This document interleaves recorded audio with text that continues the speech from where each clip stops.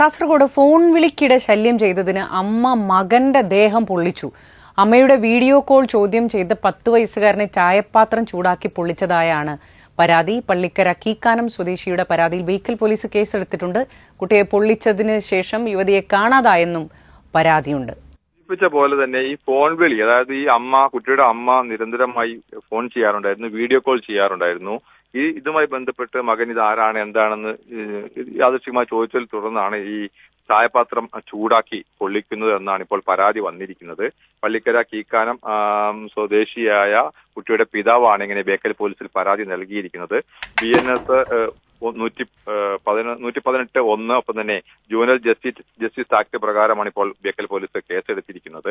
നമുക്ക് അറിയാൻ കഴിയുന്നത് ഈ കുട്ടിയുടെ അമ്മ ഒരു കാമുകനുമായി ഇത്തരത്തിൽ നിരന്തരമായി വീഡിയോ കോൾ ചെയ്യാറുണ്ടായിരുന്നു. അങ്ങനെ അതിനിടയിലാണ് കുട്ടി ഇത് ചോദിച്ചപ്പോഴാണ് ദേഷ്യം വന്ന് അങ്ങനെ ചായപാത്രം ചൂടാക്കി കുട്ടിയെ പൊള്ളിച്ചത് എന്നാണ്. പിന്നീട് ഈ സംഭവത്തിന് ശേഷം ഈ കുട്ടിയുടെ അമ്മ ഈ കാമുകനൊപ്പം പോയി എന്നാണ് നാട്ടുകാരും മറ്റുമൊക്കെ പറയുന്നത്. ഏതായാലും പിതാവ് അതിന് ശേഷമാണ് ഇപ്പോൾ പോലീസിൽ പരാതി നൽകിയിരിക്കുന്നത്.